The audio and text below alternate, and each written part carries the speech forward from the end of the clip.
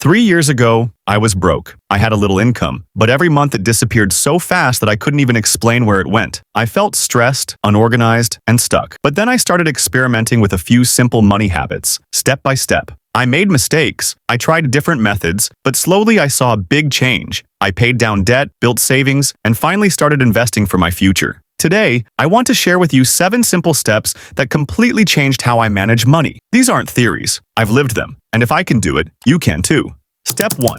Assess your current financial situation. When I first sat down, I realized I didn't even know where my money was going. So, I wrote everything down. Income, expenses, and debts. Example, I was making $600 per month from my job and tutoring on the side. My rent was $150, food was $120, and entertainment, like eating out and small treats, was $80. But here's the shock. I had $400 of credit card debt at 20% interest. That meant if I didn't pay it off, I was losing money every month. Lesson: you can't improve what you don't measure. So take out a piece of paper or open a spreadsheet and list every source of income, every expense, and every debt. It's like getting an X-ray of your financial health. Step 2. Create a realistic budget. After I had the numbers, I needed a plan. I started with the 50-30-20 rule. Example, if you earn $1,000, $500 goes to needs, rent, groceries, bills. $300 goes to wants, entertainment, shopping, fun. $200 goes to savings or debt payments. At first, I failed. My wants were higher than my needs, but instead of quitting, I adjusted. For 2 months, I cooked at home more often and reduced eating out. Suddenly, I had $50 extra each month to put toward debt. Lesson: a budget is not about restriction, it's about freedom. It tells your money where to go, instead of wondering where it went. Step 3.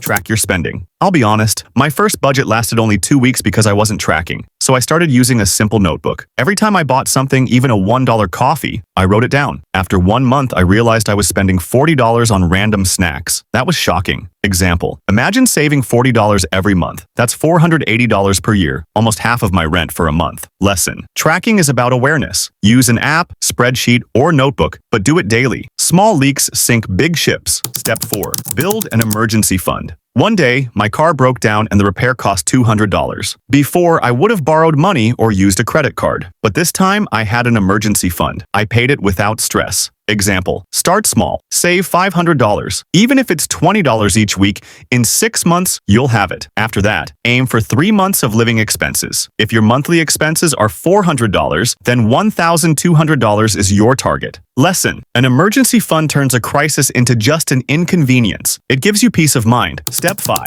Pay down high-interest debt. Debt was the heaviest chain on my feet. I had to break it. I tried the snowball method. I paid off the smallest debt first. When I saw it disappear, I got motivated. Then I moved to the next one. Example, if you owe $200 on one card and $500 on another, start with the $200. Once it's gone, use that freed up money to attack the $500. Later, I switched to the avalanche method, paying the highest interest debt first. This saved me money in the long run. Lesson: debt is urgent. The faster you pay it off, the faster you can breathe and focus on building wealth. Step 6. Automate your savings. I used to promise myself, next month, I'll save. But it never happened. Something always came up, so I automated it. On payday, my bank automatically moved $50 into my savings account. I didn't have to think about it. Example, if you earn $500, set up an automatic transfer of $25 every payday. Over a year, that's $300 saved, without effort. Lesson: pay yourself first. If you wait to save what's left over, there will be nothing left. Automate it and forget it.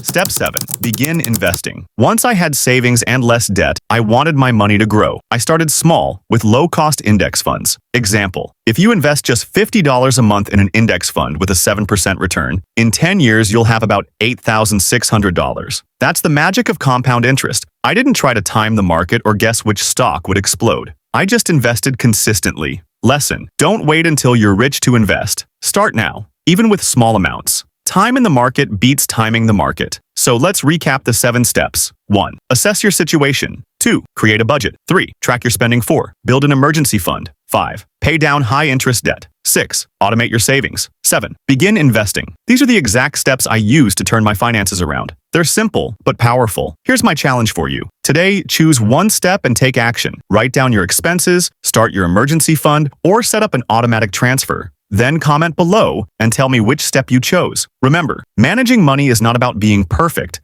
It's about being consistent. Small habits create big results over time. Thank you for watching. If this video helped you, please like, share, and subscribe for more practical money tips. Let's build financial freedom together.